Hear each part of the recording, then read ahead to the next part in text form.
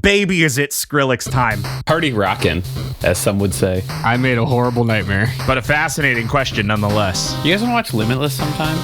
You guys want to do this? I haven't answered. It's so good and dumb. Time to get math blasted. Zoom is not a gentle lover, and you know that. I also was trying to think of a boat horn joke. What if Zoom just wants to give you soft kisses? My note of Weezer song name puns. I'm good for the slop. I popped in. It's such a weird time. I feel like we've done that already. The time wasn't is, it was when. Let's do this. All right, here we go. Hello and welcome to Debate This, the show where no one is right, but someone is definitely wrong. In this show, we take time out of our busy adult lives to talk about comic books, video games, and how, oh no, oh god, we were too late to stop Joey Chestnut. What have we done? No, what has gone right? Yeah, we didn't stop him, and also a man chugged a gallon of lemonade in 22 seconds. Oh boy. Yeah, I've seen that video. It is disturbing. Yeah. I have not watched that. America's back, baby. I don't America's know back that it as long as the Eldritch Demon within Joey Chestnut allows us to be. 250 more years, etc., etc. This is a great like top of show joke, unless you listen to these out of order and you don't know the episode before. We talk about Joey Chestnut as Eldritch Demon or something. However, it'll be an even better joke if something crazy happens with Joey Chestnut in a couple of years and then somebody finds this episode. That'll be great for everyone involved. It could Matt, be. are you prior admitting to doing nefarious things? No, to Joey certainly Chestnut? not. Absolutely not. I would never harm Joseph and Chestnut or whatever. Anyway, hey, Joseph so Christian Chestnut. the subject of today's flavor text was commissioned by our favorite Butt Thwomp Nation resident EDM guy, Zachix, in our Discord community. Our favorite and only one. Congrats. I don't know if the only one. We've got other EDM people. Yeah, but it feels like it'd be wrong to classify Zachix as the only EDM I don't know person. I don't know that there's anyone else in our Discord that I would actually classify as EDM guy. Sure. Yeah, that's fair. That's fair. This is actually his 10th commissioned flavor text. So a huge shout out to Zachix for being the shadowy investor behind DT exclamation point HQ. You get a free sub. Yeah. You get a free sub. We'll send you a wet sub in the mail. If you have an idea for the topic of our next flavor text, head over to patreon.com/debatethiscast to commission it now. For the low price of just $60, we'll record a podcast about whatever you want. Have you ever wanted someone to walk you through the plot of FX's Legion? Probably not, but you could have that. All Matt the is details literally at patreon.com/debatethiscast. If you spend more than $250 with us, we'll send you a soul ring. Just one? Just one. Is it a real one, or is it one of the ones that I wrote out with Sharpie? Well, it's got to be limited edition, so it might be that. Yeah, I'll number them all by hand. So, when Zachix requested his flavor text, he referenced Debate This episode 188, in which Todd could only remember one dubstep artist. I have no apologies to give. That's just Todd's personality. Yeah, That's Todd lore. Yeah, that's just who I am. Yeah. So Zachix sent me on a mission to change Todd's dubstep knowledge by commissioning a flavor text about a dubstep record label called Disciple.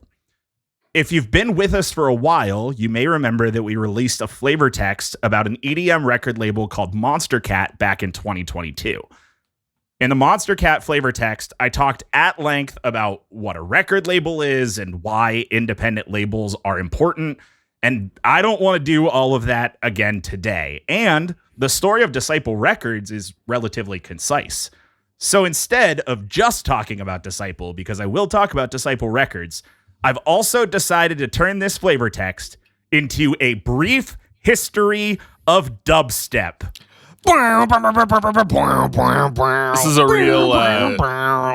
real to make an apple pie from scratch, you must first invent the universe situation. Yeah, actually that's pretty accurate. And Andrew, you did do it. That was perfect. Thanks, man. You got it, dude.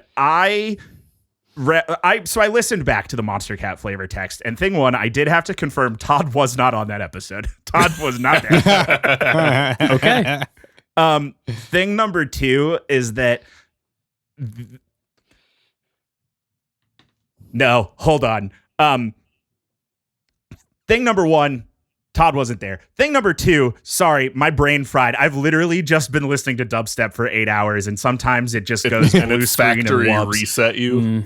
Anyway, in that episode, Kyle really succinctly distinguished the difference between drum and bass music and dubstep music in one single sentence. And Kyle, I was wondering if I prompted you with that, if you would like suddenly remember what you said in that moment, and if not, I'll tell you. I have no idea what I said in that moment. I could probably generate a different response, but I'm very curious what I said.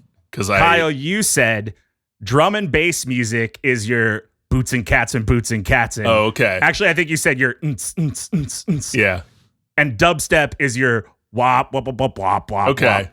That is close to what I would really have said helpful. again. Yeah. That is really helpful. And that thing that you said about to bake an apple pie, you must first create the universe, and your description of dubstep in that 2022 episode are what prompted me to make this flavor text what it is. Because I listened back to that episode and I was researching Disciple, and I realized that the most interesting part about making an apple pie is first creating the universe. So that's what we're going to talk about.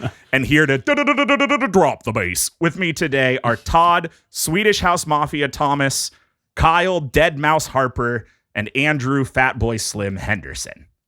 Yeah. I know that it's like you have it spelled out the way that artist's name is spelled, and I know it's Dead Mouse. What? It's not Dead Maw 5? In my brain, it's Dead Maw 5. I have I take the extra step to say Dead Mouse 5. No, it's Dead Mouse every time I see it. I can't not. And that's Dead Mouse's fault. I'd like to take a guess. I'd like to solve the puzzle. It's 3 bands that all featured Christopher Walken. Different ones.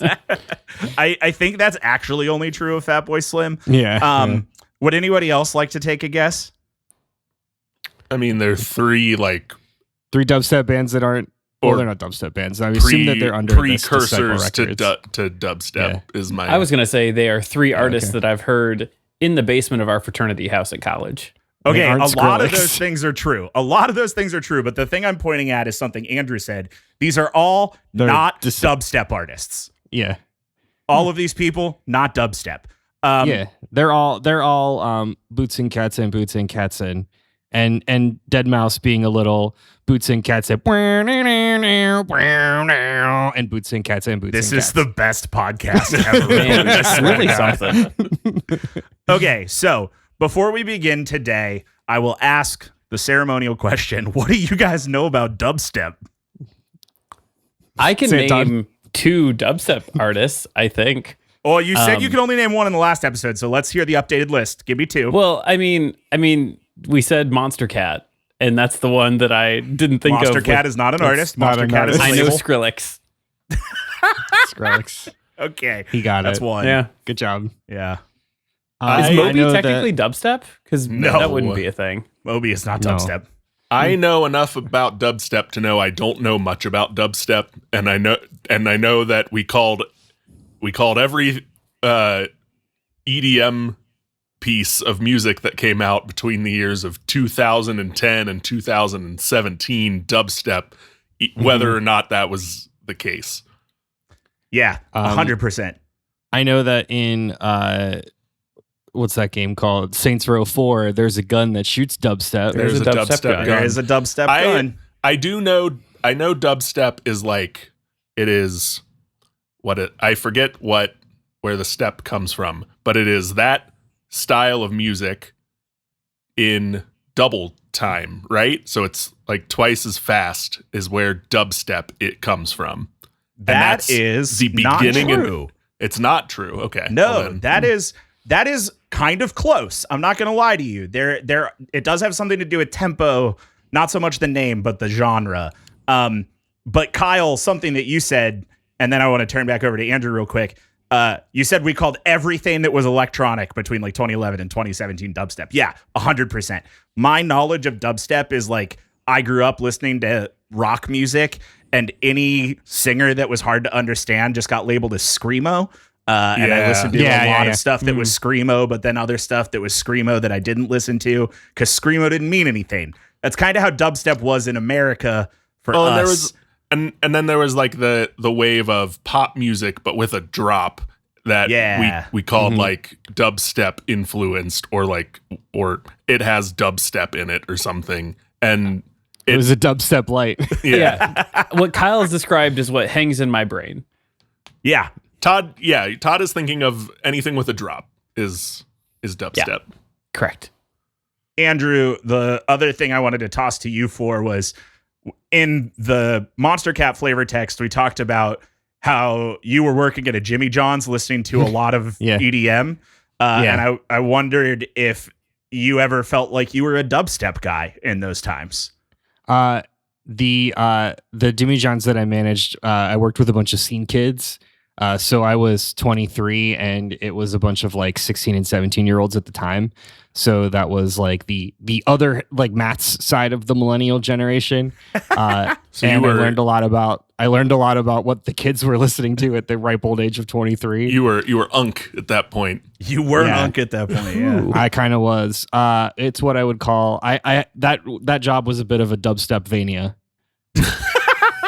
Incredible. Perfect. All right, great. Well, I want to jump into a brief history of dubstep, but I want to make one more little piece of housekeeping known.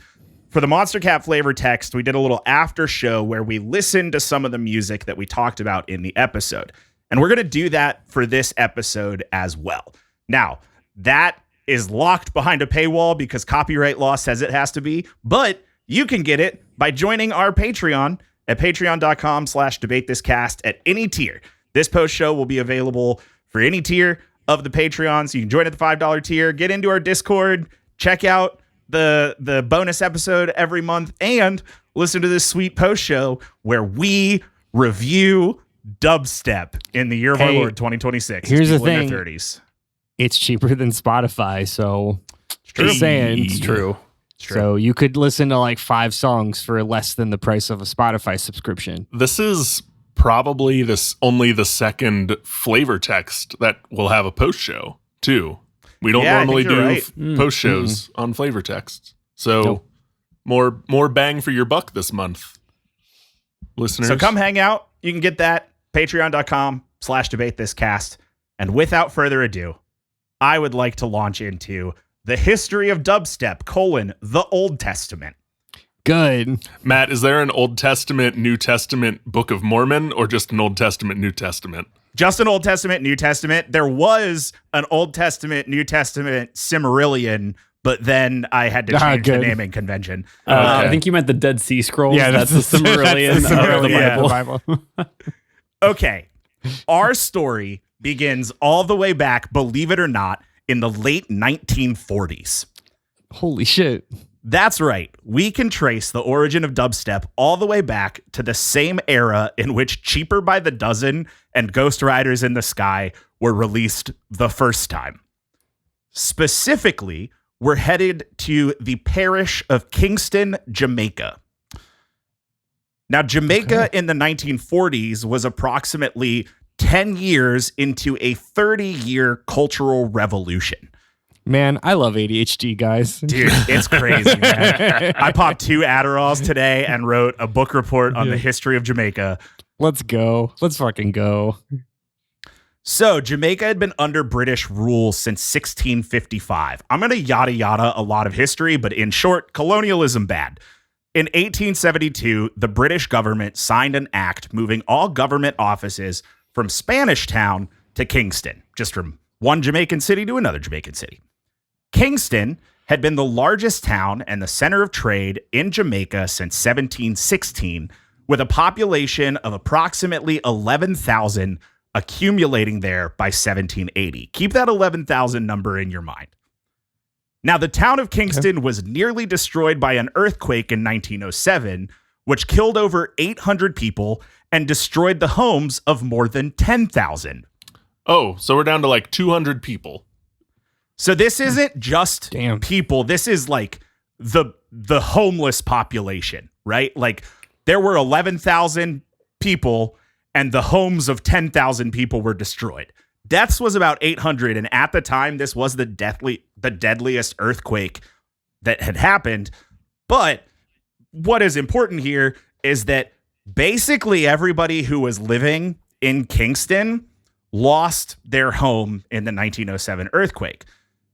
Now, that's important because Kingston was still the center of trade, and this is a British colony. No white people lived in Kingston. They all just worked in Kingston.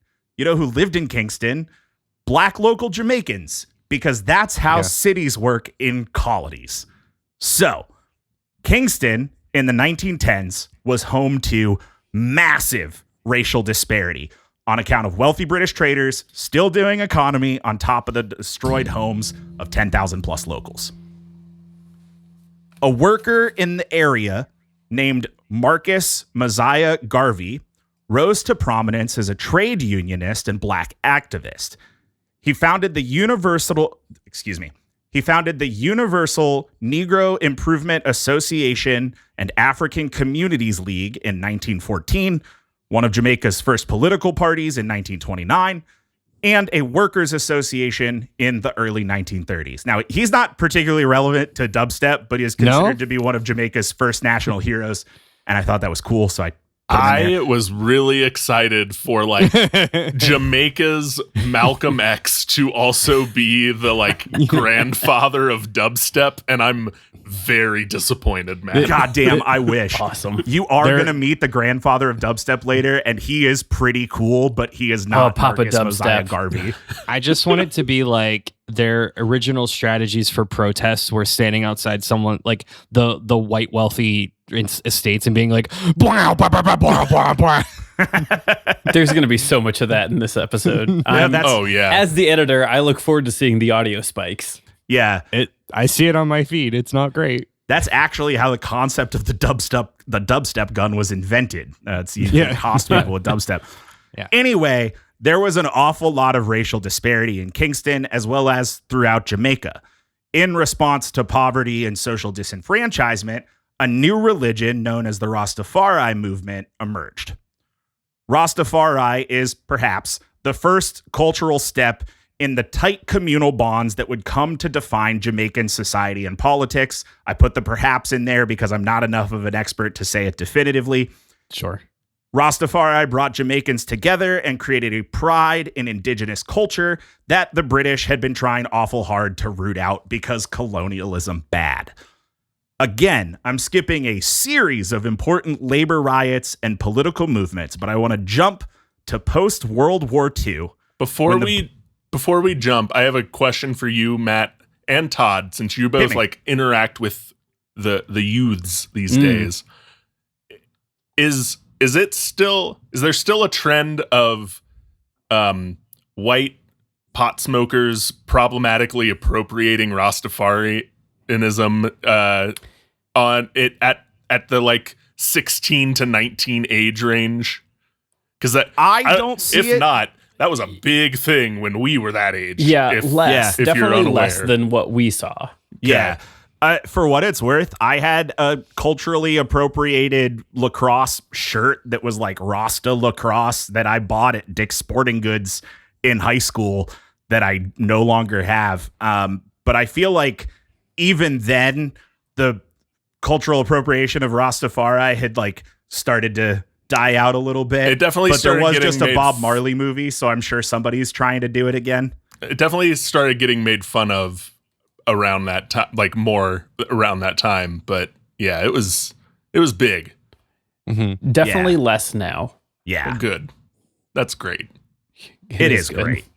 Okay, speaking of things that are great, we're going to jump to post-World War II when the British government began to grant Jamaica self-governance piece by piece through constitutional changes. I'm not saying that like the British did the perfect job and everything was great and happy and that's not it. Famously, it's just good that they were ending colonialism in Jamaica. Sure. This series of changes in the 40s and 50s laid the groundwork for full sovereignty, which would come in 1962. Long story short, Jamaicans in the late 40s were experiencing new waves of cultural identity mixed with the joy and happiness that accompany the experience of decolonialism. Now, there is an equation of life that has existed since the dawn of time. That equation is joy plus happiness times culture equals party. And this grand design birthed the concept of the sound system. Now, when I say sound system, what do you guys think of? LCD sound system. Boom. That's Nailed a it. decent answer. Something that plays music loudly. That's also a good answer. The next bullet point I wrote preemptively and said it both is and isn't that. It's Perfect. pretty much Good. definitely not LCD sound system, so we're That's going to fair. take that Matt, as a your answer. bullet point says it is Yeah, and yeah, isn't it that. is also So Yeah. Well, I expected more answers like Kyle's and less answers like Andrew's, so that's Well, on me. That's it. That is on you. Yeah. Anyway, it both is and isn't what Kyle said. Takes a minute to put it back in black. In the Jamaican lexicon, or the Jamaicacon, if you will, I will not. I won't. a sound system is a group of DJs, sound engineers, and MCs who tour together with a big ass wall of speakers and play music together as a group. The best American analog to sound systems are your 1980s, 1990s hip hop crews, albeit 4 decades later. So think Wu-Tang Clan, NWA, Public Enemy, and the like. Cool. Sound systems, what's important to remember here, because I'm going to say the word sound systems a lot. This is your first highlighted vocabulary word. Sound systems aren't singular performing artists, they're groups. And the first sound system began on the back of box trucks in Kingston during the late 1940s, with the first commercially successful sound system called Tom the Great Sebastian launching in 1950. Okay. That name fits right firmly in the stomp clap hey era of like 2012's indie Yeah. music. It sure does. Yeah, it is. It's very Mumford and Sons. Tom the Great Sebastian is a sound system that was founded by a guy named Tom Wong. Super interesting dude. I've got a link here to an article from a blog called Radii, Radii, that talks about him more at length. I'll link that in the show notes. Super interesting guy. I'm not going to talk about him nearly enough, but check that link out if you like. He was a Chinese Afro-Jamaican, so half Chinese Jamaican, half Afro-Jamaican, who owned a hardware store in Kingston. With a population of newly inspired locals looking to redefine Jamaican culture, Wong saw an opportunity. In the evenings, he cleared out the floors of his store and began hosting what were called blues parties. Also, he owned a hardware store and figured out pretty quickly that he could custom make big speakers and that he was really good at it. That's need- awesome. You just need some magnets and some wire. Interesting little fact here.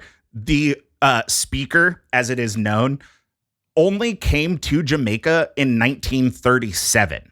And so this is really only like 10 to 13 years after this technology had entered the island on which this guy lived, that he was like, you know what? I can make that, but bigger.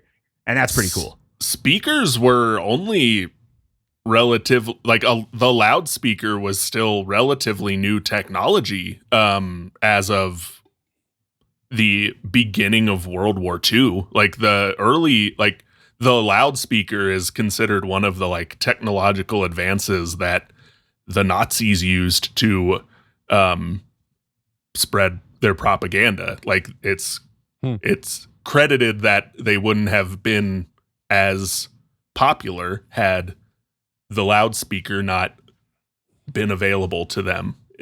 Kyle really showing off his audio production career background. His dual major audio production and history. In like 10 bullet points, I'm going to toss to Kyle for an explanation on something that I haven't prepped him on. So he's going to get to flex those audio engineering degree skills again. Incredible. It wasn't very long before Tom began taking his equipment to parties where he and his crew, consisting of DJ Count Machuki, selector Duke Vin, and singer Prince Buster, pioneered and popularized dancehall music. Each one of those names was better than the one before it. Yes. I know. It's a hell of a lineup. Yeah. So this dancehall music mixed Dominican merengue, Trinidadian calypso, and American rhythm and blues to create a new sound. Okay. Between mobile speakers and new sounds, the need for competition was formed, and sound clashes became popular. Imagine a battle of the band to see which group brought the biggest speakers. That's pretty rad. Hell yeah. Yeah, so this was it was pretty typical for like somebody's backyard to have a truck full of speakers on one side and a truck full of speakers on the other side, and they would trade tracks and play loud music, which is great. Just the coolest. To be clear, these sound systems weren't just playing music and waiting for the next track. What made these artists so popular was the way they would work together to remix existing music. Tracks were often stripped of their vocals and or their high end. Over to Kyle to explain what stripped of the high end means. I mean, you just like the high end is the higher frequencies, and you would, I mean, stripped of that is pretty self-explanatory. You just take the high end frequencies out, so you're left with the part of it. Exactly. Yeah. You're left with the drums and the bass. Yeah. There was a focus on the bass rhythm, and this is going to sound like me doing a Jamaican accent, but it's actually the name of two music genres that I'm going to say this one time, and then I'm never going to say it again. So there was a focus on the bass and the rhythm, or the rhythm, of existing tracks, as they were the clearest when blasted through a fuck you size speaker. Count Machuki of Tom the Great Sebastian was one of the first to use a microphone to entertain the audience while music was playing, an act that became known as DJing, toasting, or, to many white Caribbeans, rapping. That's cool. Yeah. This is not the 50s? Yeah, this is like 1951, 52. This is good history that I had never heard before. Mm-hmm. Yeah. Sound systems had created a whole new way to experience music in Jamaica. They had also created ways to outdo each other with bigger speakers, better DJs, and more unique mixes. But there was one surefire way for a sound system to rise above all the rest, and that was to have the newest music. Many sound systems utilized recordings that came from the Americas, and that meant limited access to new stuff. Also, this burgeoning Jamaican culture was beginning to get itchy for more local music talent. Nearly a decade after Tom the Great Sebastian introduced the sound system, a radio repairman named Osborne Ruddock, whose stage name is King Tubby, was rising to popularity. Cool. Yeah, hell yeah for King Tubby. It's King a Dragon Tubby, Ball Z enemy. It sure is.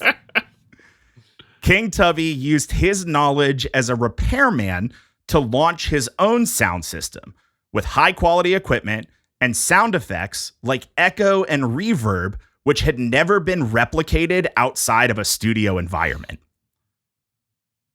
All that experience landed King Tubby a job as a disc cutter at Treasure Isle Studios, one of Jamaica's first independent production houses. This was in 1968, about 20 years after the launch of the first sound system. In the late 60s, most Jamaican 45s featured instrumental versions of the main track on the B side for use largely by sound systems.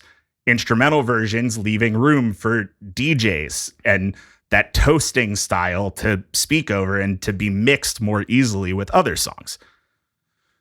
While working to remove the vocals from recordings, King Tubby discovered that he could create completely different pieces of music by electronically manipulating the recordings, giving his sound system access to some of the earliest remixes, which skyrocketed their popularity. Now, here's where I'm going to put it all together, and I'm going to blow your mind. It's cool that King Tubby was making some of the first remixes for his sound system, but how was he playing them live? While he had been able to introduce echo and reverb into live mixing, it wasn't possible to replicate the entire remix on stage. Well, in lieu of digital file transfer, King Tubby and some other Jamaican producers pioneered one-off acetate disc pressings of music for sound clashes. These acetate discs were called dub plates, taking the word dub from the world of film, where it had become a colloquial abbreviation of double, so you're right there, Kyle, after first being used to describe adding sound to a silent film. That's interesting. Very cool. The one-off nature of these dub plates allowed for fast production of a specific track and allowed sound systems to show up to clashes with recorded music that name-checked their opponents in real time. That's rad. That's very cool. Now, the real magic of King Tubby and his dub plates was his recording method.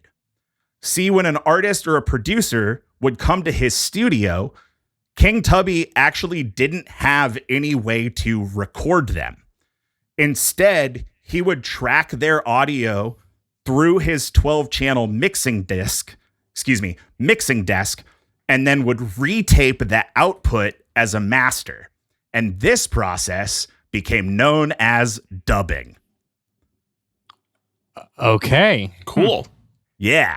So, dub plates. I just want to be clear. Yeah. Here. They're kind of like test vinyls, right? Acetate and vinyl are much different things. Acetate's pretty fragile and brittle, but it's cheap and easy to make. Vinyl takes longer to cut. It lasts longer. It's more expensive. So it wasn't uncommon for these acetate discs to be printed as samples for artists to hear the mix before they're meant to be kind of temporary. Yeah. Exactly. Yeah. So the dub plates became a way for sound systems through King Tubby and other producers to take music, manipulate it electronically, and then use that electronic manipulated music in live set performances where they were then still mixing, playing other tracks, having DJs and vocalists sing over top of them. This is the exact same thing as going to an EDM show in 2026. Yeah. This is that very same concept in about 1968. Wow. Just way more analog. Way more analog, yeah. Okay, so sound systems, cultural revolution, and these advanced audio techniques came together to create dub music. This was a subgenre that grew out of reggae as producers stripped down existing songs to their drum and bass. They added delay, reverb, samples, rewinds, scratches, and a whole horde of other sounds that you'd recognize in music for decades to come. I want to end this section, the Old Testament of dubstep history, with a really cool snippet from the book Starship Africa by Yale professor Michael Veal that sums up why I included so much early history in this flavor text. Veal describes Jamaican dub as the sound of society tearing itself apart at the seams. He considers the dub's use of reverb a sonic metaphor for the condition of diaspora. To quote directly, the African diaspora is reflected in dub by the extensive use of reverberation and delay devices and the fragmentation of the song surface to elicit memories of African culture in their listeners. Cool. Yeah. That was dope. Yeah. So that's the history of dub music through about like 1970, give or take. I don't think I certainly didn't know, and I don't think I would have even come close to guessing any of that. No, Yeah. not at all. Right? Me neither. When I started researching this, what happened was that I was looking at Disciple, and one of the first things it said was Disciple is a record label known for producing dubstep and then like 4 other genres. And just, I have ADHD. Mm-hmm. I read that and was like, why are we calling dubstep? What's that mean anyway? And here I am. Here we are. Jamaican independence. Yeah. Pretty cool. So that is all for the early history. We're going to jump ahead about 20 years and start talking about dubstep a little bit more as we know it today. First, we're going to take a quick break. And I do just want to give one more pitch for the Patreon after show, because the first 2 songs on that list are from artists that we talked about in the first half of this. Okay, good. text. I was gonna ask if I could. Great, perfect. Guys, any other thoughts before we cut to break? I love the unknown history that, like Andrew said, I could not have guessed, and I'm excited to see what comes next. You've got my attention. I did remember some of this as you started getting into it. I did not remember the dub plates part, and certainly not all the specifics. But as you got into it, I was like, oh yeah, it is like from Jamaican dancehall music, which is very cool. It is very cool. I had a really good time researching this. I'm really excited to do more of this type of explanation, but in 1980s Europe, and we're going to do that right after this break.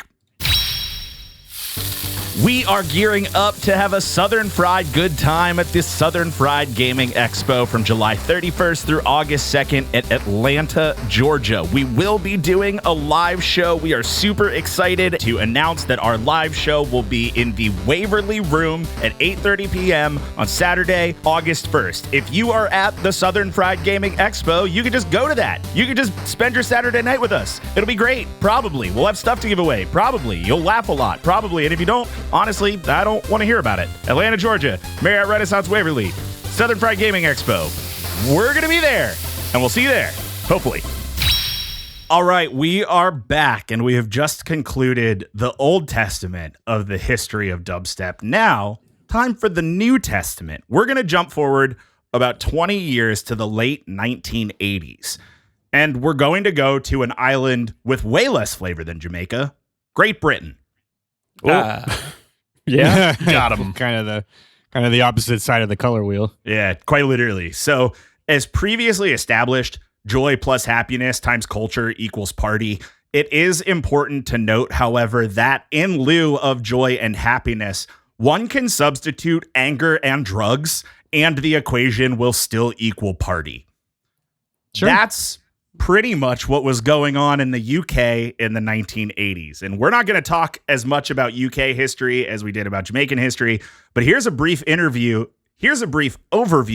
on the vibe of the late 1980s. In 1986, Not great. Not great. Not good. In 1986, in her second term as Prime Minister, Margaret Thatcher pushed to privatize many industries that had become private. Young liberals did not like this.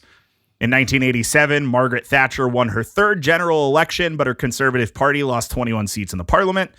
In 1988, the Liberal Party and the Socialist Democratic Party merged to combat the Labour Party, who had been running the show for a decade.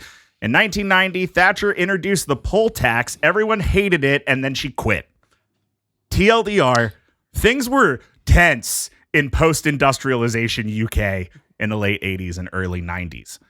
Also, in 1988, record-breaking temperatures launched what is often called... Well, record at the time. Record at the time. Not a time of recording, record at the time. Yeah. Record-breaking temperatures at the time launched what is often called the second summer of love and gave rise to the UK's all-night warehouse party scene. Because if too hot to dance in day, dance at night. I mean, that's the entire premise of Buffy the Vampire Slayer. Yeah, man. The entire premise of Buffy the Vampire Slayer? Yep. It's on the title card. Yeah. Really? Yeah? Hmm? Buffy I the knew it. Vampire No, you guys- Slayer? Too hot to dance in day, dance at night? You No, I can't. haven't. Yeah, you can't prove it. Yeah. Much like the blues parties in mid-century Jamaica, these cultural gatherings were hungry for music, and innovation began to explode all over the dance music genre. Much of this innovation was pioneered by black and brown DJs who could trace their history back to Jamaica through colonization. You know, There it is again. That's where it is. Yep. One of the most directly dub adjacent genres of this era was called jungle. It combined the deep bass lines and samples from dub music with the breakbeat hardcore that was massively popular in the club scene.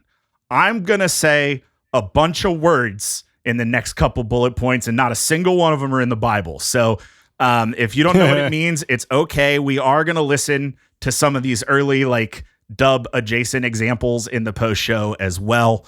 But I think a lot of this stuff is kind of self-explanatory. Like breakbeat hardcore is supposed to be, you know, the industrial sound of like things hitting brakes, hammers hitting things. That's where it gets the name. They were literally hitting brake drums. Yes, exactly. This is like 3 steps from like actual just like Foley work. Yes. Yeah. Like a radio drama. A little bit. So it wasn't uncommon to see dub plates from Jamaican sound systems make their way back to Great Britain and onto the turntables of jungle DJs. So the same acetate discs that King Tubby was putting out in Jamaica were at this point being exported and finding their way to Great Britain. Jungle popularized what is known as the Amen break sample from the 1969 song Amen Brother by the Winstons. This is a drum beat that everyone knows.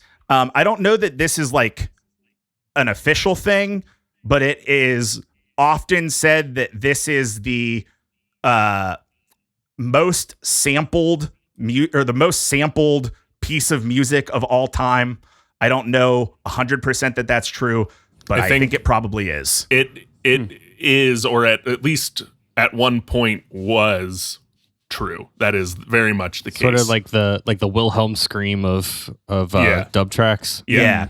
And it's not just dub tracks, it's everything. It's everywhere. Just sampled music. I put a link in here that you can listen to it. Kyle, you say what you were going to say. This is not the first or best example, but it's the one that's in my head. It's in the Powerpuff Girls theme. It's the break in the Powerpuff Girls theme. If you can think of that, that's the Amen break. It's it's it's the there it is. Yeah. That's the Yep. Okay. Yeah. Cool. So, neat. jungle is the genre of that dance break. That's also like I don't know that I say it in here. I think I say it later. If I say 2-step rhythm, think of the Amen break. That's what that is. Okay. Out of jungle music. I put the pieces together that I was trying to put together at the beginning now. Thank you. Yeah. The connection to Powerpuff Girls was really helpful. Super helpful. As soon as like when I learned about this, that was the first thing that came to mind as like where it was sampled in like years ago when I first learned about this. I was like, oh, that's that. It from the Powerpuff Girls theme. I'm not going to use that in this class that I need to cite it in. But it'll probably come in handy 20 years from now. But it will help me know what it is. And it does. I have to... I always think of the intro of that one Linkin Park song, and now I can't remember what Linkin Park song it is, and that's going to really drive me crazy. Gosh, I don't know. It's in the start of a Linkin Park song. I'm not going to do that right now. I want to talk about dub more. Anyway, yes, thank you. My God. Out of jungle rose another subgenre of EDM called UK Garage, or UKG. This genre was a little slower than jungle, typically around 130 BPM. UKG also featured vocal samples that were time stretched or pitch shifted to create a deeper, more rhythmic sound. And UKG was influenced by the club scene, pirate radio stations, Baptist churches, and the Black diaspora of London, which was going through a lot of the same cultural revolution things that happened in Jamaica, but reverse and 40 years later. So after another 10-ish years of evolution, the turn of the millennium brought a new electronic style out of South London. It took the two-step rhythms of jungle, the sparse dub production of UKG, and the tone and timbre of drum and bass to create what Accelerator magazine called on their cover in 2002 dubstep. Hey, we got there. Yeah, that was what I was trying to like remember from the beginning, and yeah. Also, I think Matt needs credit for XLR8R being Accelerator. Yeah, man. Nope. They still exist. They're a website now because print media is dead. But I was gonna say, I don't think Matt came up with that. That's not mine. No, I'm just saying, give credit for Matt knowing that. Well, it's because XLR8 is one of the Ben 10 aliens. That's why I know that. We all have our points for which we derive context. So, even in its earliest forms, dubstep incorporated mixing techniques that would become synonymous with the style. This includes the tempo. Most dubstep releases fall between 132 and 142 BPM and were often referred to as 140s. The wub, actually called wobble bass, that's an extended bass note manipulated rhythmically, typically by a low-frequency oscillator. And, of course, the drop. Dubstep stole the structure of drum and bass music, which incorporated bass drops. To be technical, this is when the percussion pauses, the track goes silent, resumes with intensity accompanied by dominant sub-bass.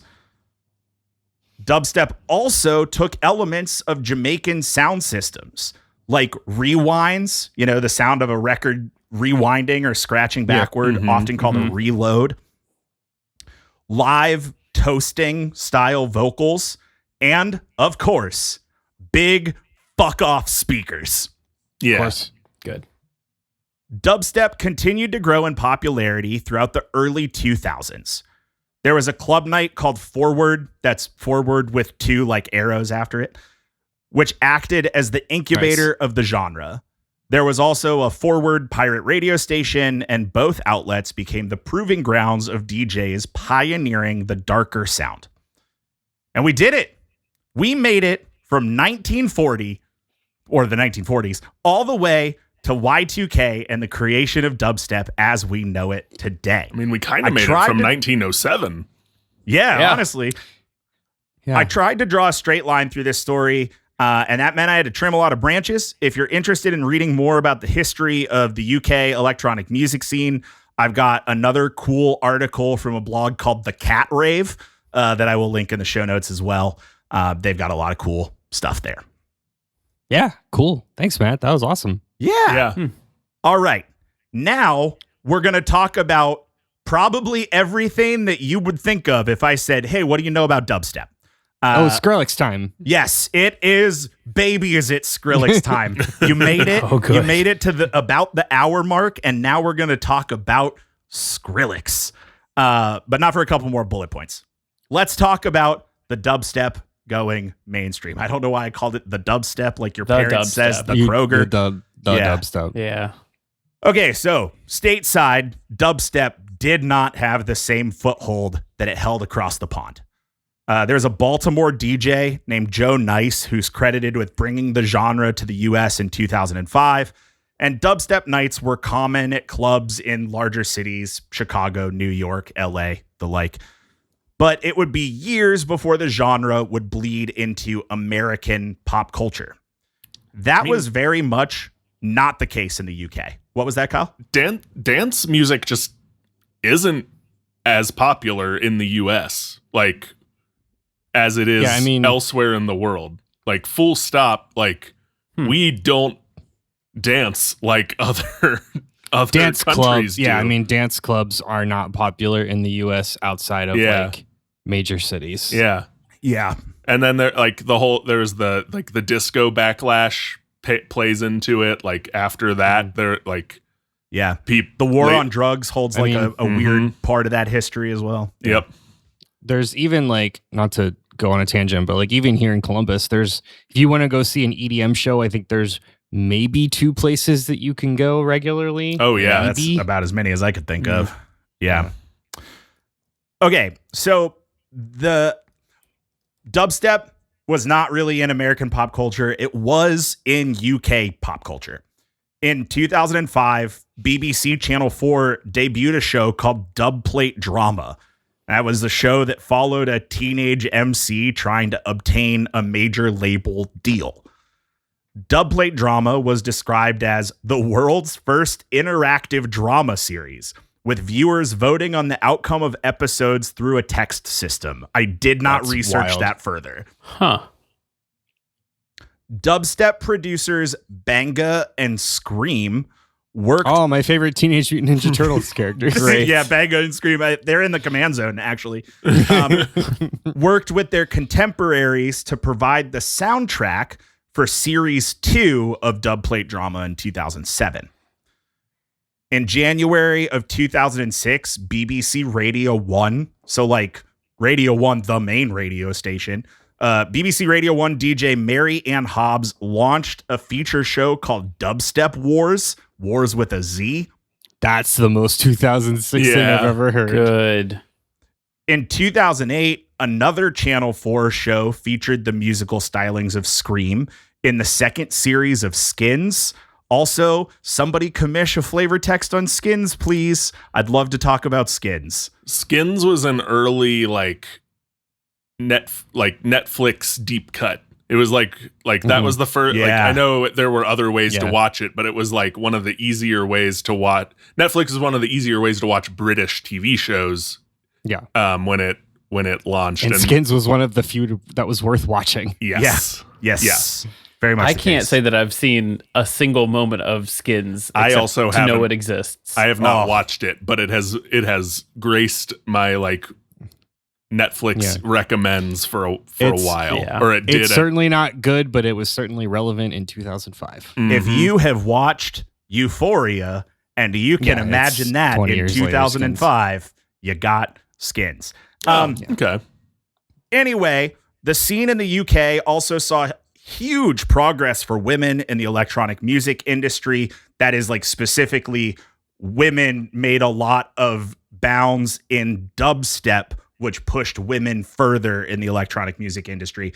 Artists like Vaccine, Sabina, and Iconica, the last of which is credited with introducing 8-bit video game samples into dubstep. Huh. Which is like a very peanut butter in chocolate. Oh yeah, man. Yeah. Okay. Meanwhile, dubstep was creeping its way into the US mainstream the same way that genres have done since the dawn of time, by integrating into pop music. The first major American pop track to feature dubstep specifically was Britney Spears' Freak Show in 2007, which heavily incorporated the wobble bass sound. Look, don't fight me on what the first American pop track to actually use dubstep was. None of those words mean anything. I'm more. How does that one go? That's what I'm trying to figure out. Is I can't for the life of me think about this Britney Spears song. I don't know that it was a single or. It was not a single. single. I have it on the playlist for the post show, so we'll get to it in the post show. We'll capture it then. Great. This happens because pop artists get to tour overseas when they get big. Yeah, and they pick up the trends. They pick up the trends and are like, oh, I can bring this into my music and be ahead of the curve. Yeah. So that was Britney Spears in 2007. Jump ahead to 2009. You'll find LaRue's In for the Kill and Bulletproof, both of which got dubstep specific remixes by Scream and a producer called Zinc. Also in 2009, a YouTube channel called UKF Dubstep was launched, and it introduced a massive audience to the genre for the first time. I'm pretty sure that UKF Dubstep is what turned me on to dubstep the first time. Okay. Question real quick. Bulletproof, is that the song that we all think about that is the headline for the dart thrower guy to come out? This time, baby, I'll be bulletproof. Yeah. Sorry, we just lost all monetization on this YouTube video. Yeah, that was so accurate too. Damn. They're not even going to know we didn't play the song. The bots won't know difference. Bots have no idea. Take that, clanker.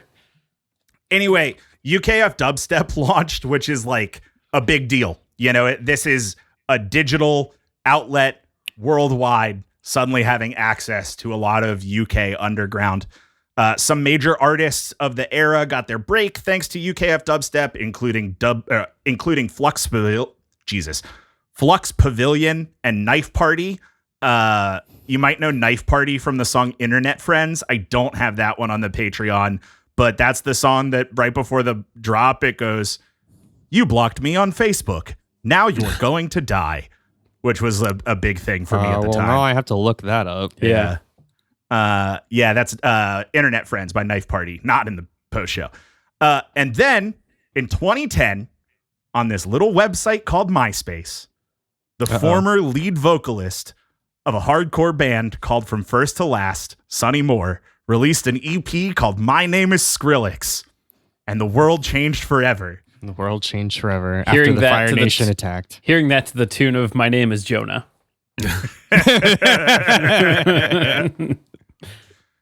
The dubstep sound was cemented in American pop culture forever on November 27th, 2012, when Taylor Swift released her single, I Knew You Were Trouble.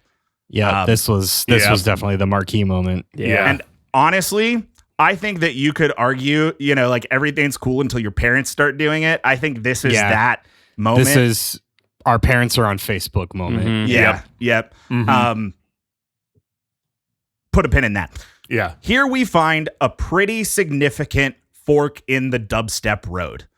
To the left, you have the continued evolution of dubstep in the UK. And to the right, you have brostep. Brostep. Yeah.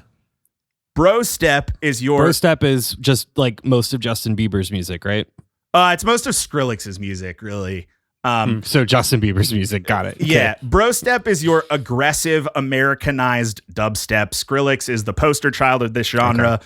Other artists you might know, Rusko, Datsik, Excision. Also, in 2011, Korn released The Path of Totality, which features collaborations between the nu metal giants with several producers and is sometimes called metal step, but that sucks. Metal step sucks shit. I feel like Skrillex being the poster child is kind of a like Nirvana is the poster child of butt rock thing where like, oh sure, I feel like Skrillex, like the genre or not, that first EP and the album that came out are good. Like they're good. Oh yeah, good. That's why, and there's a reason why it became massively popular. And then everyone else was like, "Hey, there's a ton of money to make here. Let's do it worse than that." And that's like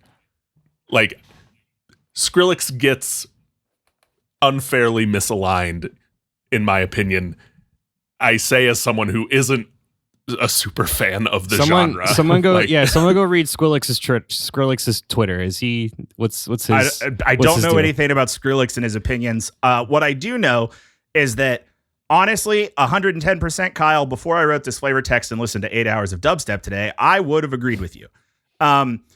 Today, I have listened to so much dubstep that I can now pretty clearly hear the difference of like where bro step starts to go.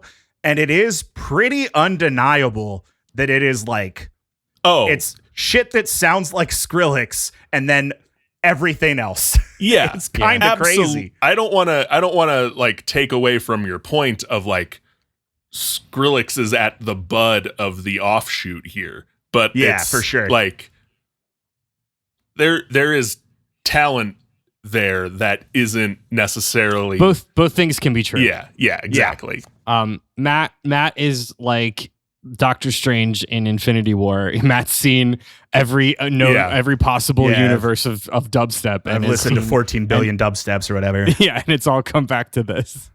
Okay, we're not going to talk about bro step anymore, but it's important that because we are going to talk a lot about metal step. Oh God, no. It's important that you understand how culturally significant dubstep had become globally by 2011. That way, when I say the phrase major dubstep record label, it doesn't sound like absolute nonsense. Because now it's time to talk about Disciple Records, a major dubstep record label. Cool. Now, Disciple was not the first dubstep label. There were a bunch, actually. Unfortunately, like most small, genre-specific indie labels, most of them didn't last very long.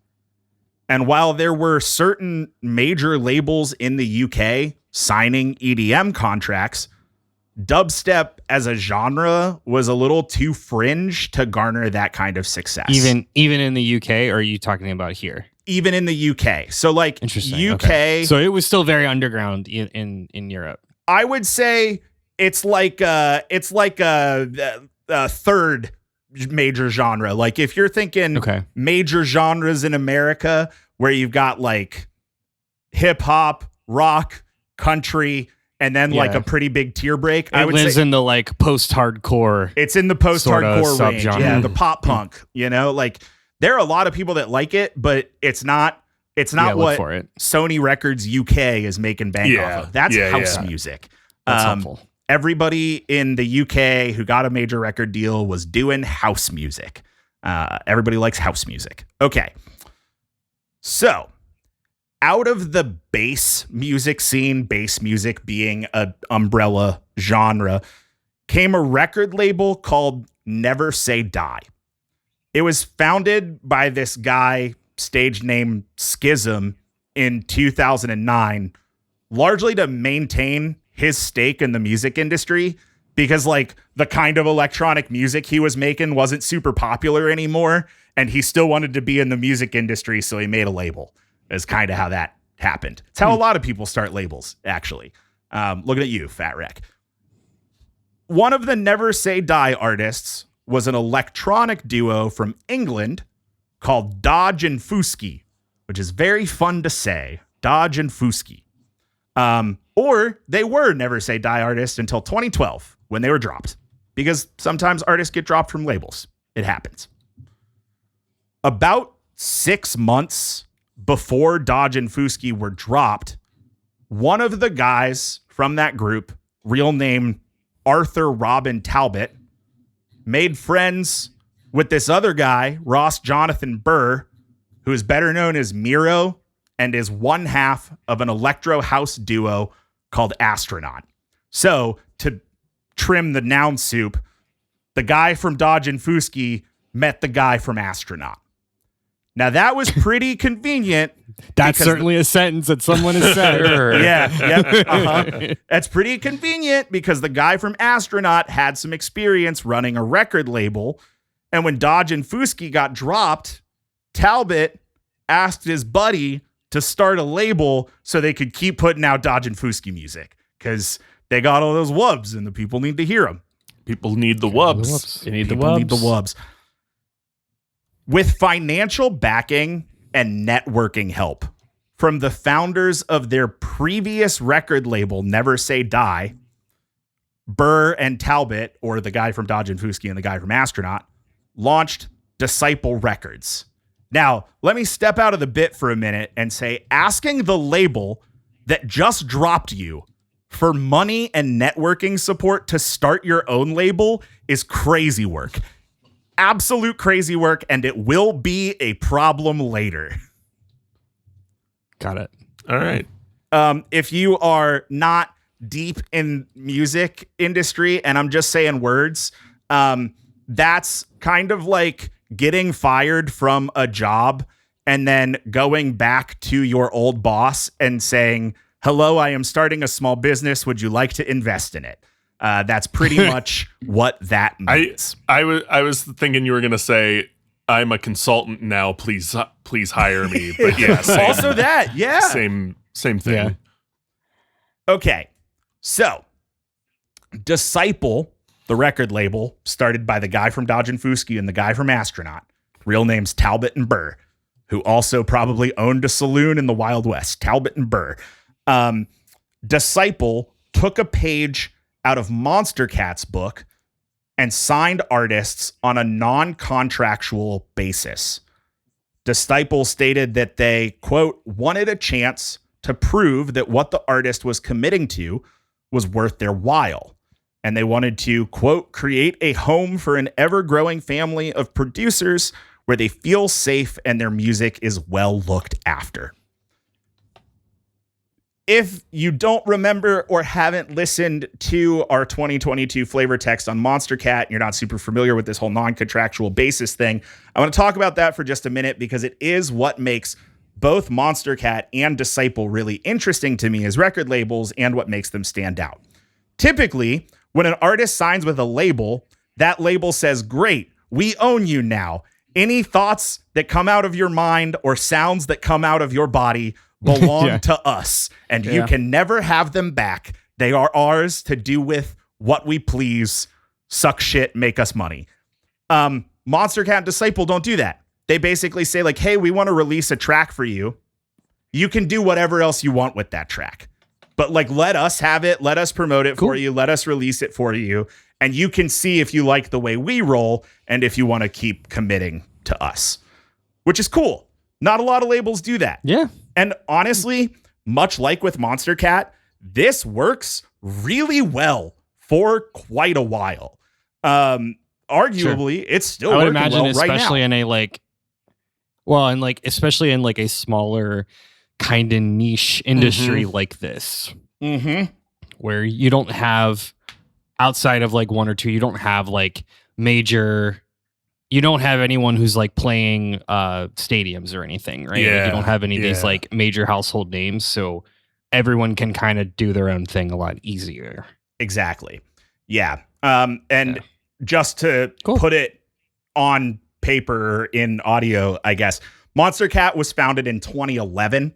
Disciple pops up very late 2012, early 2013.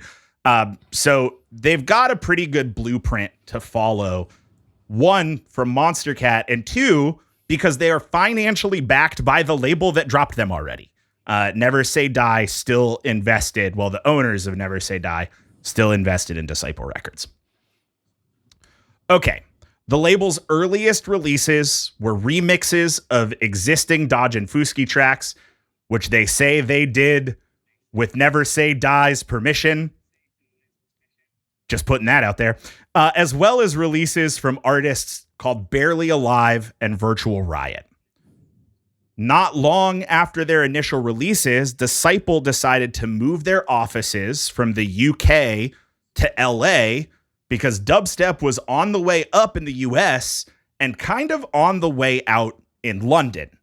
Like I said, at the bro step intersection, dubstep continued to evolve in the UK and really just sort of, as subgenres are one to do, became other stuff. Sort of like bled away, got absorbed into other genres. People started making new stuff that didn't really feel like dubstep anymore. But in America, dubstep had a defined sound. It was whatever Skrillex was doing, and anybody that sounded kind of like that, which made it easier to scout and invest in artists in the States than it did in the UK. Unfortunately, moving a business across a country and an ocean is expensive as hell, and it put Disciple on their financial heels. Yeah, that's a rough decision to make. Yeah. Just in general. Like, that's a huge, like, you could just do that and then immediately bomb and fail. That's tough. Now, despite their strict diet of $7-11 slice pizza, Disciple was nominated for UKF. That's the YouTube channel. They're huge at this point. UKF's Label of the Year award in 2014. Now, here's the thing about running a record label. It's Sisyphean. As a label's popularity grows, so too does its costs. 2015 was pretty quiet for Disciple Records, but the boulders started rolling in 2016. In March of 2016, the founders of Never Say Die, the record label that already dropped the founders of this label, relinquished all their shares of Disciple back to its founders, Burr and Talbot. Now, that's not like, hey, we're so proud of you. Here's all your shares back. We're not going to take your money anymore. That's like, I did the wash my hands thing. This is an audio medium, but I did the wash my hands thing. Even with the loss of their advisors, Disciple continued to break big talent like Infect, Modestep, and Eliminate. Then, in 2017, Disciple launched a sub-label called Disciple Roundtable with an artist called 12th Planet as their head of A&R. Roundtable would act as an outlet for more underground artist releases. Now, I've listened to 8 hours of dubstep today, but I would not call myself like a big time dubstep fan. As somebody who worked in the music industry for a while, thinking of a sub-label for a label that already focuses on a genre that is pretty limited feels a little crazy. But they had the talent and they had the popularity. They were growing. It was worth them doing it. So they push on with Roundtable. And the launch of that sub-label came with some public heat when one of the founders from Never Say Die, who had invested in them and decided not to anymore, accused Disciple Records of copying their marketing scheme. That's kind of like a lame accusation.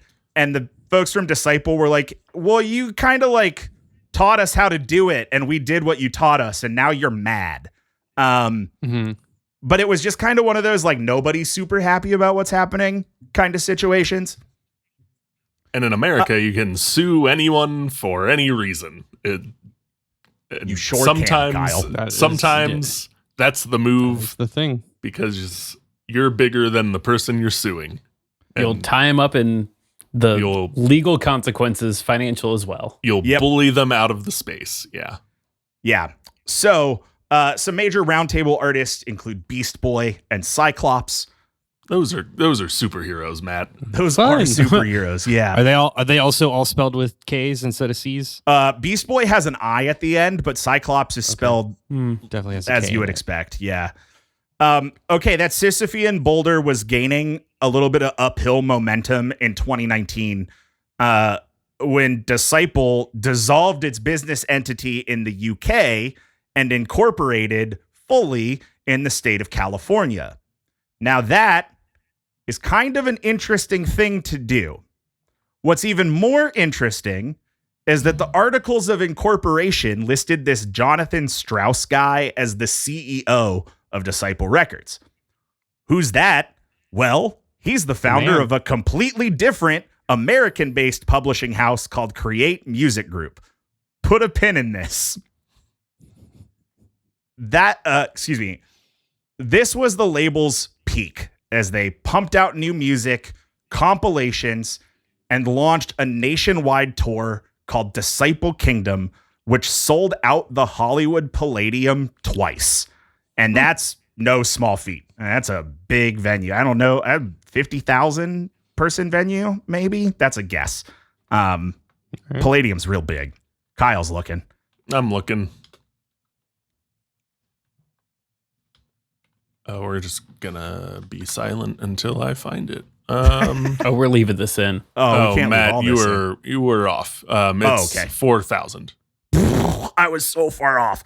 Anyway, I mean, it's 4,000. 4,000 is not anything to sneeze at, but it's not anything to sneeze at. It's not 50,000. Yeah, no, not even close. It's mid. Yeah. No, it's more than mid. I'd say mid is your like 1,000. 4,000's pretty big. 4,000's big. Yeah. Madison Square Garden's 20,000. This is not that big, but yeah. This is big. Anyway, enough about me not knowing the size of the Palladium. They sold out the Palladium twice, and then that boulder started to roll backwards downhill because it hit a COVID-19 shaped wall at the top of the record label hill. Per the founder, COVID hit, which killed our merch money, which put the company into a monthly loss.